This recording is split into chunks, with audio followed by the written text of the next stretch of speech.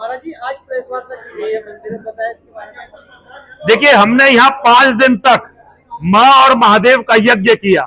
हमने माँ के एक विशेष रूप, जिन्हें बलगामुखी कहते हैं, प्रचलन में जिनका नाम है बगलामुखी, उनका यज्ञ किया। यज्ञ में हमने माँ और महादेव से प्रार्थना की कि माँ और महादेव हमारे धर्म की रक्षा करें, हमारी रक्षा करें, हमारे परिवारों की रक्षा करें, हमारे बेटों की रक्षा करें, हमारी बेटियों की रक्षा करें, और जो सनातन धर्म के, मानवता के दुश्मन हैं, उनका समूल विनाश करें।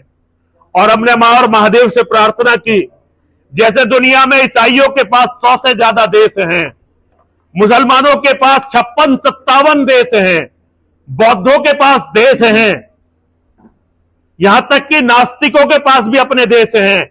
हम सनातन के मानने वाले हिंदुओं के पास भी अपना देश होना चाहिए। हम 100 करोड़ हैं इस देश में, और हमारे पास अपना देश कहने के लिए इंच भर जगह नहीं है।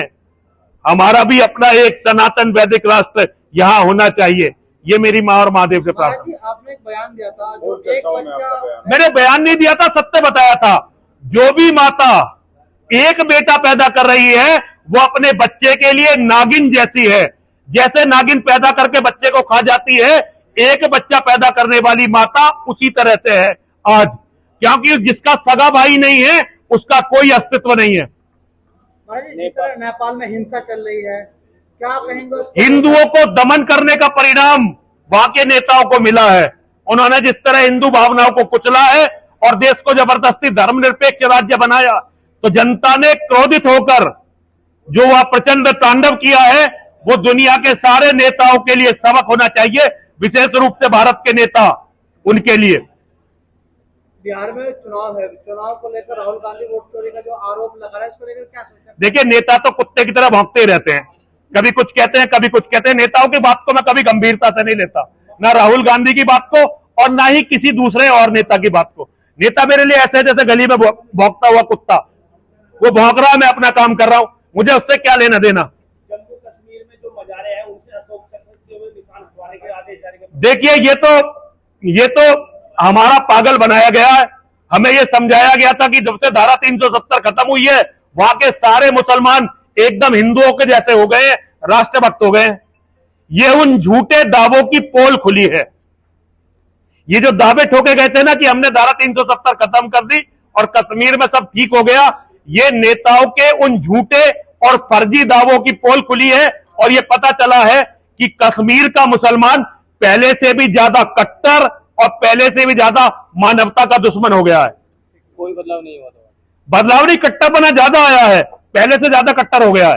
हिंदुओं का भी एक देश है, लेकिन हम 100 करोड़ हिंदू हैं और हमारा एक भी देश नहीं है।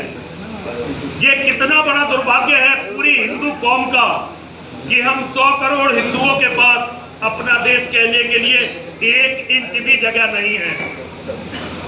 गांधी की और नेहरू की गद्दारी मानव इतिहास के सबसे मिल जाते हैं और ऐसी घटनाएं होती हैं। दुनिया भर के नेताओं को ऐसी घटनाओं से सबक लेना चाहिए।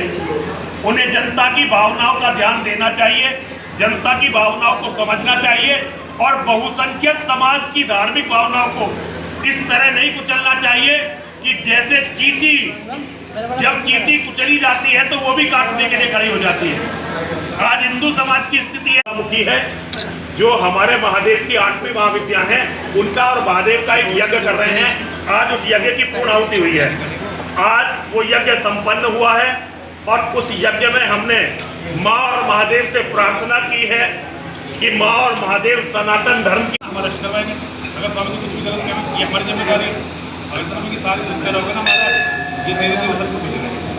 बाकी मेरी कुछ होना जैसे जाओ वैसे कर, ठीक है महाराज, मैं जैसे जाओ वैसे है, उनका समूल विनाश करें। हमारी माँ और महादेव से यही प्रार्थना है कि सनातन धर्म के शत्रुओं का बिल्कुल विनाश होना चाहिए। आज हमने माँ और महादेव से प्रार्थना की है कि दुनिया में सभी के पास अपना, बिल्कुल परेशान हो चुके हैं, पूरी धरती हमारे हाथ से निकल चुकी है।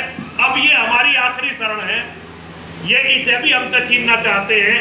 हमारी बस अपनी माँ और महादेव से यही प्रार्थना है कि माँ और महादेव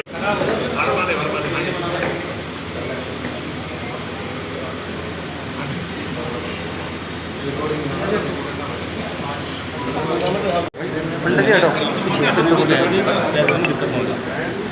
पंडित जी देखो अगर कहीं नहीं रहोगे ना, कहीं नहीं